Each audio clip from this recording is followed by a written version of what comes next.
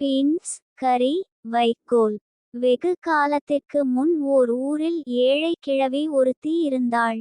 சமைப்பதற்காக ஒரு பாத்திரம் நிறைய பீன்ஸ் வாங்கினாள் அவள். அப்பொழுது பீன்ஸுக்கு கருப்பு பகுதி கிடையாது.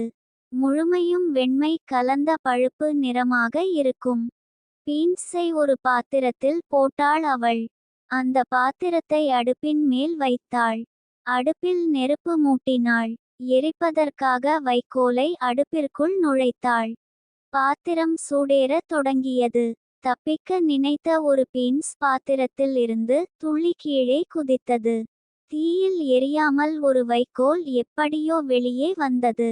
நெருப்பு துண்டு ஒன்றும் தப்பித்து வெளியே வந்தது. மூன்றும் அருகருகே இருந்தன. எப்படியோ தப்பித்தேன். இல்லாவிட்டால் கூட்டத்தோடு நானும் இறந்திருப்பேன் என்றது பீன்ஸ். என் நிலையும் உன்னை போலத்தான். கிழவியை ஏமாற்றி விட்டு வெளியே வந்தேன். இல்லாவிட்டால் இந்நேரம் எரிந்து இருப்பேன் என்றது வைக்கோல். என்னைப் போல 20 பேரை அந்த கிழவி அடுப்பிற்குள் போட்டாள். எல்லோரும் இந்நேரம் புகையால் சூழப்பட்டு உயிருக்கு போராடி கொண்டிருப்பார்கள். நல்ல வேளை, நான் தப்பித்தேன் என்றது நெருப்பு துண்டு. உங்கள் இருவரையும் சந்தித்ததில் எனக்கு மகிழ்ச்சி. இப்பொழுது நாம் என்ன செய்வது என்று கேட்டது பீன்ஸ். நாம் மூவரும் எப்படியோ சாவிலிருந்து தப்பித்தோம். இனிமேல் நாம் நல்ல நண்பர்களாக இருப்போம். பல ஊர்களுக்குச் செல்வோம். இனிய அனுபவங்களை பெறுவோம் என்றது வைக்கோல். நெருப்பு துண்டும் பீன்ஸும் இதை ஏற்றுக்கொண்டன. அருகருகே இருந்தபடி மூன்றும் சிரித்து பேசிக் கொண்டே நடந்தன. சிறிது தூரம் சென்றன. அவற்றின் எதிரில் ஒரு ஆறு குறுக்கிட்டது. அதில் தண்ணீர் ஓடிக்கொண்டு இருந்தது. மூன்றும் அந்த ஆற்றின் கரையில் நின்றன. இந்த ஆற்றை எப்படி கடப்பது என்று கேட்டது பீன்ஸ். ஆற்றின் நீர் வேகமாக ஓடுகிறது. எனக்கு பயமாக இருக்கிறது என்றது நெருப்பு துண்டு. இதை கேட்ட வைக்கோல், கவலைப்படாதீர்கள். நான் மிக நீளமாக இருக்கிறேன்.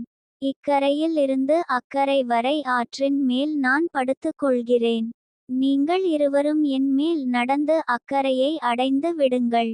பிறகு நானும் அக்கரை வந்து விடுகிறேன் என்றது. இரண்டும் அதன் திட்டத்தை ஏற்றுக்கொண்டன. வைக்கோல் நீண்டது. இருகரைகளையும் பிடித்து கொண்டு ஆற்றின் மேல் பாலம் போல் நின்றது. நெருப்பு துண்டு மெதுவாக வைக்கோலின் மேல் நடந்தது. ஆற்றின் நடுப்பகுதிக்கு வந்த அது கீழே பார்த்தது. தண்ணீர் சலசலவென்று ஓடுவதைக் கண்டு அஞ்சியது அது. பயத்தால் தயங்கியபடி சிறிது நேரம் அங்கேயே நின்றது.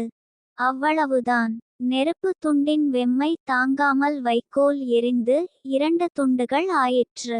நெருப்பு துண்டு ஆற்று நீருக்குள் விழுந்தது. உஸ் என்ற சத்தத்துடன் புகை எழுப்பி நீருக்குள் மூழ்கியது அது. 2 துண்டுகளான வைக்கோலும் ஆற்று நீருக்குள் விழுந்தது. ஆற்று நீர் அதை அடித்து கொண்டு சென்றது. கரையில் இருந்து இந்த வேடிக்கையை பார்த்து பீன்ஸால் சிரிப்பை அடிக்க முடியவில்லை. ஆ ஆ என்று வயிறு குலுங்கச் சிரித்தது அது. உடனே அதன் வயிறு வெடித்து விட்டது. உள்ளிருந்த குடல் வெளியே தெரிந்தது. வலி தாங்க முடியாமல் வேதனையால் துடித்தது அது. அந்த வழியாக ஒரு தையல்காரன் வந்தான். பீன்ஸ் மீது இறக்கப்பட்டான். தன் கையிலிருந்த ஊசி நூலால் அதன் வயிற்றை தைத்தான். கருப்பு நூலால் அவன் தைத்ததால் இன்றும் பீன்ஸின் வயிற்றில் நீண்ட கருப்பு தையல் காணப்படுகிறது.